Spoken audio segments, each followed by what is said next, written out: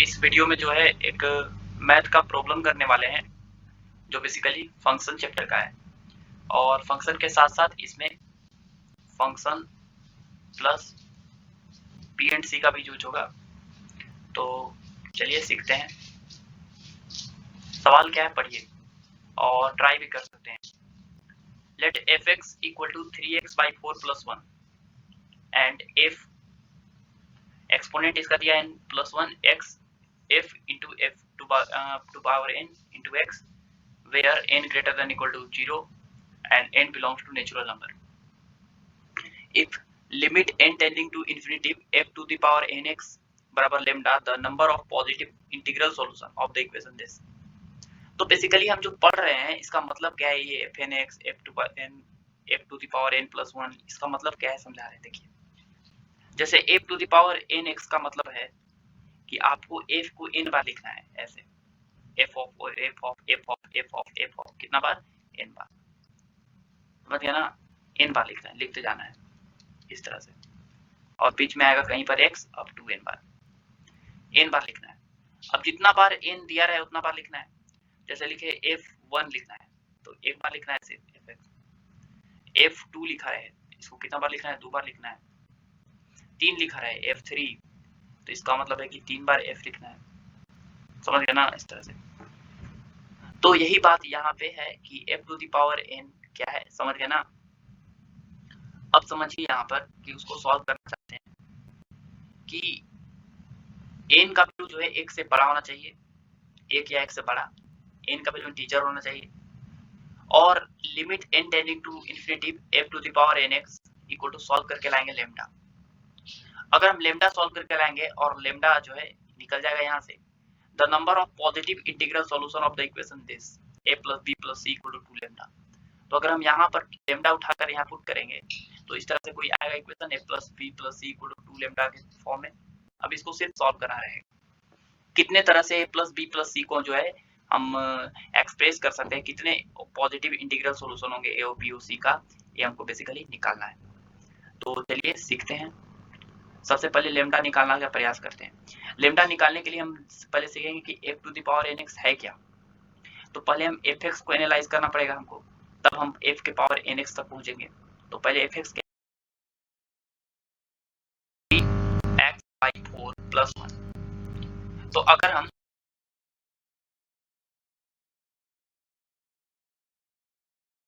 मतलब होगा f of x, तो ये क्या होगा 3/4 इंटू x के जगह पे f of x रख देंगे। बेसिकली एक कंपोजिट फंक्शन का सवाल हो गया, +1 हो गया। उसी तरह अगर हम 3/4 इंटू fx के जगह पे रखेंगे 3/4 इंटू x + 1, क्योंकि fx है 3x/4 + 1 और +1, इसको आप सॉल्व कीजिएगा तो आएगा बेसिकली 3/4 का होल स्क्वायर इंटू x + 3/4 + 1, ये आएगा। उसी तरह अगर हम f³ x निकालें, इसका मतलब है कि f कितना बार लिखना है, 3 बार। तो ऐसे समझ लीजिए कि हम जो है f के अंदर ये पूरा टर्म डाल रहे हैं f of x, मतलब हम x के जगह पे e वाला डाल रहे हैं, ए वाला मतलब ए वाला पूरा डाल रहे हैं x के जगह पे, ये जो है इसके बराबर है, तो x के जगह पे जो है हम ए वाला पूरा डालेंगे तो ए वाला पूरा बन जाएगा। तो बेसिकली f ऑफ क्या डाल रहे हैं हम, 3/4 का होल स्क्वायर इंटू x + 3/4 + 1, ये डाल रहे हैं। तो डालेंगे x के जगह पे इतना तो क्या होगा 3/4 होगा, इंटू x के जगह पे रखना पड़ेगा 3/4 का होल स्क्वायर इंटू x + 3/4 + 1। ये तो x की जगह पे रखें, +1 एक्स्ट्रा है तो यहाँ पर हो जाएगा कितना 3/4 मल्टीप्लाई करेंगे तो होल क्यूब इंटू कितना x + 3/4 को 3/4 से करेंगे तो 3/4 का होल स्क्वायर प्लस 3/4 को 1 से करेंगे तो 3/4 और +1। ठीक है, अच्छी बात है। एक और काम कर लेते हैं, f to the power 4x निकाल के देख लेते हैं, ऐसे ही आप लोगों को समझाने के लिए, ठीक है ना। एग्जाम में जो है अगर आपको इतना से तसल्ली मिल जाए तो भी जो है हम छोड़ देंगे उसके बाद, नहीं तो हम तो आपको समझाने के लिए जो है 4 के पावर करके देखते हैं। देखिए f कितना बार लिखना है, 4 बार लिखना है।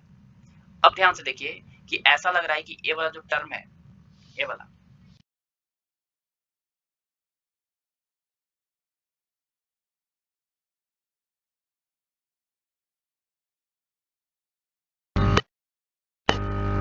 ए वाला पूरा जो है हम वैल्यू डालना चाहते हैं। अगर हम ए वाला वैल्यू डालना चाहते हैं तो बेसिकली क्या है कि ए वाला का वैल्यू तो हम निकाल चुके हैं। ए वाला ये किसका वैल्यू है, एफ ऑफ एक्स, इसका वैल्यू है। तो ए वाला इसके अंदर डालेंगे हम, ए वाला वैल्यू एफ ऑफ कितना 3/4 उसका whole cube into x plus 3/4 का होल स्क्वायर प्लस 3/4 प्लस 1। तो ए जब पुट करेंगे तो आएगा 3/4 इंटू एक्स के जगह पे ए वाला डालना पड़ेगा, 3/4 का whole cube into x plus 3/4 का होल स्क्वायर प्लस 3/4 प्लस 1। ये तो एक्स की जगह पे हो गया प्लस 1, इसको मल्टीप्लाई करेंगे तो हो जाएगा 3/4 का power 4 into x plus 3 to the power 4 उसका पावर क्यूब हो जाएगा, इसको मल्टीप्लाई किए तो प्लस 3/4 का पावर 2 हो जाएगा प्लस 3/4 हो जाएगा प्लस 1। अब आपको पैटर्न समझ में आना चाहिए, देखिए ध्यान से समझिएगा आराम से, ठीक है, इसमें कोई जल्दीबाजी नहीं। कि f to the power 4x निकालें, ए वाला देखिए, फिर f क्यूब x निकालते हैं आपको, ए वाला ये क्या है बेसिकली f क्यूब x है, ए वाला देखिए, और फिर f2x देखिए, ए वाला ये क्या है बेसिकली f2x है। देखिए ध्यान से कि f ऑफ x में f टू द पावर 1 था, तो यहाँ पे 3/4 का पावर भी कितना है 1 है, इसको बढ़िया से लिखेंगे तो 3/4 का पावर 1 इंटू एक्स प्लस 1। अगला 2 निकालें तो 3/4 का स्क्वायर हो गया इंटू एक्स, फिर एक बार और 3/4 लिखाया प्लस 1। अगला हम x का क्यूब निकालने के लिए किए f3 क्यूब, तो देखिए ध्यान से क्यूब आ गया x का, फिर उसमें एक कम हो गया पावर, फिर और एक कम हो गया, फिर एक आ गया, मैंने लास्ट में तो इतना आ ही रहा है 3/4 प्लस 1। इसमें भी देखिए 3/4 प्लस 1 आ रहा था, ये भी 3/4 प्लस 1 इसमें भी आ रहा है। तो ऐसा लग रहा है कि यहाँ पे 4 के लिए देखें तो x का 3/4 का पावर 4 हो गया, फिर उसके बाद एक घट गया पावर, फिर और एक घट गया, फिर और घट गया, फिर 1 हो गया। तो अगर उसी तरह अगर हम f का पावर 5 निकालें तो क्या लिखेंगे 3/5 का पावर 5 इंटू एक्स, प्लस अगला में 3/4 का पावर 5 लिखेंगे, प्लस अगला में 3/4 का पावर 4 लिखेंगे, प्लस 3/4 का पावर कितना लिखेंगे 3 लिखेंगे, प्लस 3/4 का पावर 2 लिखेंगे, प्लस बताइए 3/4 लिखेंगे प्लस 1, इस तरह से लिखेंगे। ठीक है, अब ध्यान से देखिए कि ये पैटर्न आपको समझ में आ गया होगा। जैसे ही पैटर्न समझ में आ गया होगा तो हम क्या लिखेंगे कि अगर हम f to the power nx निकालें तो यहाँ हो जाएगा 3/4 था, सॉरी 5 लिख दिया, 3/4 का पावर 5 है तो यहाँ 5 है तो यहाँ n हो जाएगा, फिर अगला में 3/4 में से घट जाएगा पावर तो n-1 बनेगा। देखिए यहाँ पे कितना था 4 था, सॉरी 3 था, 2 था, 1 था, गलती से लिख दिए, 5 है घट गया पावर, फिर 3 हो गया, फिर 2 हो गया, फिर 1 हो गया, फिर एक घट गया पावर, देखिए में से एक घट गया, फिर 3/4 उसका पावर में से 2 घट जाएगा, प्लस करते करते करते करते लास्ट में बचेगा 3/4 प्लस कितना, ये हो गया हमारा f to the power n into.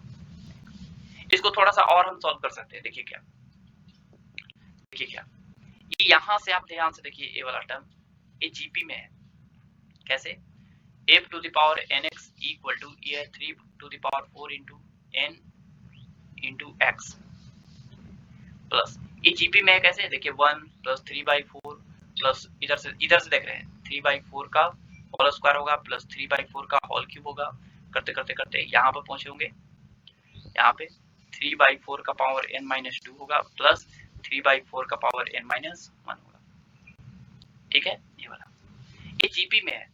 GP में इस तरह से है कि कॉमन रेशियो दिया है फर्स्ट टर्म दिया है 1 और कॉमन रेशियो दिया होगा कितना, देखिए सब में 3/4 मल्टीप्लाई किया गया है, 1 में 3/4 किए तो ये वाला बना, इसमें करेंगे तो 3/4 का होल स्क्वायर होगा, इसमें करेंगे तो 3/4 का होल क्यूब होगा, इसमें करेंगे 3/4 तो 3/4 का पावर n-1 बन जाएगा, जिसमें कॉमन रेशियो दिया है 3/4 और नंबर ऑफ टर्म कितना है, नंबर ऑफ टर्म है देखिए यहाँ पे 1 को हम लिख देंगे 3 पावर 4/0, 3/4 टू द पावर 0 लिख देंगे 1 को, ऐसे लिखने से हमको फायदा हो गया, देखिए क्या फायदा क्या हो गया समझिए, फायदा ये हो गया हमारा, फायदा ये हो गया कि ये 1 ही लिखा हुआ है, लेकिन देखिए ध्यान से कि 3 का पावर 0 0 से स्टार्ट हो रहा है, n-1 तक जा रहा है। 1 से स्टार्ट होता है n-1 तक जाता तो टोटल n-1 टर्म होता, लेकिन 0 से स्टार्ट होकर n-1 तक जा रहा है तो टोटल कितने टर्म्स है, n टर्म्स है, n टर्म। तो n का वैल्यू तो n ही दिया हुआ है।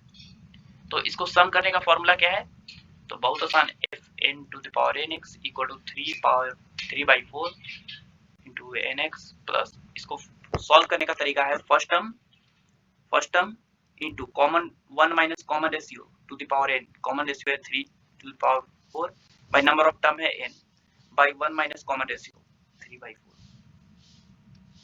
तो यहाँ पर f to the power nx आ गया मेरे पास 3/4 का पावर nx प्लस कितना हो जाएगा, ये हो जाएगा basically 1 minus 3/4 to the power n by 4 एकम 4 में से 3 गया तो 1/4 आएगा। तो यहाँ पर पता चल गया मेरे पास। ऐसे एक काम करते हैं, देखिए इसको ऐसे लिख रहे हैं x by 4 to the power 4/3 to the power n minus, इसको ऐसे लिख रहे हैं। अभी देखिए 4 ऊपर चल जाएगा तो 4 यहाँ पे मल्टीप्लाई कर दीजिए, 4 प्लस में 4 मल्टीप्लाई कर दीजिए तो ये वाला को ऐसे लिखेंगे 1 minus 1 to the power 4/3 to the power n। ये हो गया हमारा फंक्शन। अभी फंक्शन का हमारा काम है, फंक्शन का काम क्या है देखिए बता रहे हैं।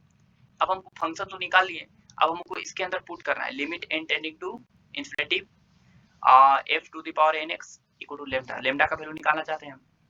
तो अगर इसी चीज को हम सॉल्व करना चाहते हैं, limit n tending to infinity ऐसे है x by 4/3 to the power n plus 4 into 1 minus 1/4 to the power n into, तो अगर हम n इन्फिनिटी डालेंगे, जैसे ही अगर हम n इन्फिनिटी डालेंगे तो ये वाला टर्म बनेगा कितना, बहुत बड़ा टर्म बनेगा, लेट्स इनफिनाइट। अब 1/इनफिनाइट लगभग 0 को टेंड करेगा, तो ये वाला जो है 0 इंटू एक्स बन जाएगा।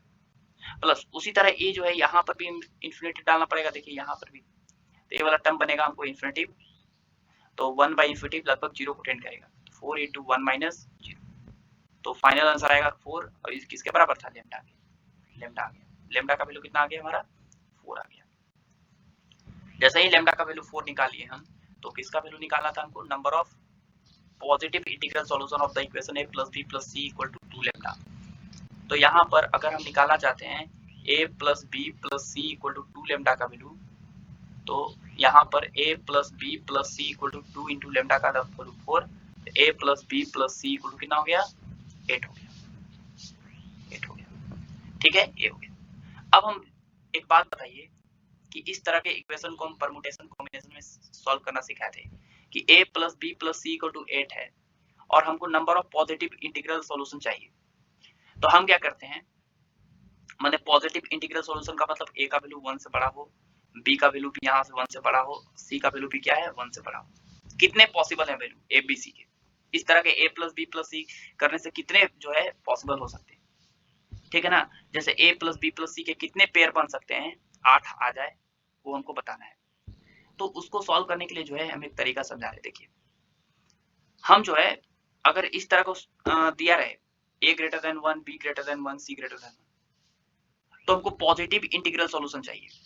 पॉजिटिव इंटीग्रल सॉल्यूशन का मतलब ये तो इंटीग्रल सॉल्यूशन हो गया ना, और वो भी, तो अगर हमको पॉजिटिव इंटीग्रल सॉल्यूशन चाहिए, पॉजिटिव के लिए क्या होना चाहिए, a का वैल्यू जस्ट 0 से बड़ा हो जाए या 0 हो जाए, b का वैल्यू जस्ट 0 से बड़ा हो जाए या 0 हो जाए, c का वैल्यू जस्ट 0 से बड़ा या 0 हो जाए। तो वही काम यहाँ पे करने वाले हैं। इसको हम क्या करने वाले हैं, a माइनस, इसको लाते हैं 1 को इधर, a माइनस 1, ठीक है, a माइनस 1, ठीक है ना। इसको ला दिए हम किधर, इधर, ठीक है। a greater than equal to 1 है, b greater than equal to 1 है, c greater than equal to क्या है 1। तो अगर हम ध्यान से देखिए, एक मिनट रुकिए, यहाँ पर हमारे पास 3 टर्म है, तो यहाँ पर a greater than equal to 0, b greater than c greater than equal to 0, A वाला के लिए चाहिए हमको। तो हमको क्या करना पड़ेगा कि 1 जो है 1 1 1 2 और 1 3 3 जो है इधर बन रहा है 3, इसको हम t सब्स्टिट्यूट करेंगे, कितना सब्स्टिट्यूट करेंगे t। जैसे a का वैल्यू जो है वो क्या होना चाहिए, 1 से बड़ा होना चाहिए। तो एक काम करते हैं कि यहाँ पे जो a लिखा हुआ है इसको t1 मान लेते हैं। t1 को हम लिखेंगे a1 प्लस 1। a1 प्लस 1 लिखने से फायदा होगा कि a1 का वैल्यू जो है हम a जो है a प्लस 1, t1 को लिख रहे हैं a वाला टर्म 1 को a प्लस 1, जहाँ पे a को बोल दे रहे हैं 0 से बड़ा। अब बताइए कि a का वैल्यू 0 से बड़ा बोल दे रहे हैं तो 1 प्लस 0 से बड़ा क्या हो जाएगा, 1 हो जाएगा। उसी तरह टर्म 2 को जो है इसको b वाला टर्म को t2 बोल रहे हैं तो उसको लिखेंगे b प्लस 1, जहाँ पे b को बोल रहे हैं b से 0 से बड़ा। और उसी तरह c को बोल रहे हैं टर्म 3, उसको बोल रहे हैं कितना, c प्लस 1। c प्लस 1 मतलब जहाँ पे c का वैल्यू जो होगा 0 से क्या होगा, बड़ा। अब उसी तरह यहाँ पर अगर हम a plus b plus c जो है उसको रिप्लेस करेंगे कितना, t1 plus t2 plus t3 equal to कितना 8। t1 कितना है, t1 है a प्लस 1 और उसी तरह वो कितना है b प्लस 1, वो कितना है c प्लस 1 इक्वल टू 8। तो अगर टोटल करेंगे तो आएगा a plus b plus c और 1 1 2 1 3 उधर जाएगा तो बन जाएगा 5। ई जो है ई आपको सॉल्व करके दिखाएगा बेसिकली पॉजिटिव इंटीग्रल सॉल्यूशन, जहाँ पे a का वैल्यू 0 से बड़ा हो, b का वैल्यू 0 से बड़ा हो, c का वैल्यू 0 से क्या हो, बड़ा। ये आपको सॉल्व करके बताएगा। जबकि यहाँ पर आया था मेरा a वाला टर्म, तो इसको रिड्यूस करके a वाला टर्म लाने के लिए जो है हम इसको ऐसे समझाएं। ठीक है, अब देखिए यहाँ पे आपके पास जो है 5 मैंगो है और 3 लोगों में डिवाइड करना है, ऐसे समझिए 5 मैंगो है और 3 लोगों में डिवाइड करना है। ऐसे एक बेंच है, मान लीजिए बेंच पे जो है 5 मैंगो रखा हुआ है इस तरह से और 3 आदमी को देना है। 3 आदमी को देना है तो कितना पार्टीशन बनाना पड़ेगा, 3 आदमी को डिवाइड करना है 3 आदमी में तो कितना पार्टीशन बनाना पड़ेगा, दो पार्टीशन बनाना पड़ेगा। ठीक है, तो 2 पार्टीशन बनाना पड़ेगा। तो इसको कितने तरीके से दे सकते हैं, ठीक है, तो बताइए कि 5 आदमी है उसके लिए 3 आदमियों को देने के लिए हमको 2 पार्टीशन बनाना पड़ेगा। ठीक है, या तो हम एक आदमी को 2 आम दे देंगे, एक आदमी को 1 आम दे देंगे और एक आदमी को 2 आम दे देंगे, या ए पार्टीशन जो है यहाँ पर आ जाएगा, ए वाला पार्टीशन जो है यहाँ पर आ जाएगा और ए वाला पार्टीशन जो है यहाँ पर ला दीजिए ऐसे। तो एक आदमी को 1 आम मिलेगा, दूसरा को 2 आम मिलेगा, तीसरा को 2 आम मिलेगा। तो ये सारे कितने पॉसिबल हैं इस तरह से पेयर, ये हमको बताना है, यही वैल्यू यहाँ पे पूछ रहा है। तो इसके लिए हम बताए थे कि टोटल कितने आम है 5 और कितने पार्टीशन है 7, तो टोटल हो गए 7 फैक्टोरियल में उसको अरेंज कर दिए। लेकिन 5 आम जो है वो एक जैसे हैं इसलिए 5 फैक्टोरियल से डिवाइड भी करना पड़ेगा और उसी तरह 2 पार्टीशन भी एक जैसे हैं इसलिए 2 फैक्टोरियल से क्या करना पड़ेगा, डिवाइड। ध्यान से देखिए कि ये बेसिकली क्या लिखा हुआ है, 7c2 लिखा हुआ है, 7c2 लिखा हुआ है। ये कितना आएगा आंसर, 7 गुने 6 गुने 5 फैक्टोरियल ऊपर अपॉन 5 फैक्टोरियल इंटू 2 फैक्टोरियल। इसे कैंसिल हो गया 2 से 3 बार में, 7 3 जा 20।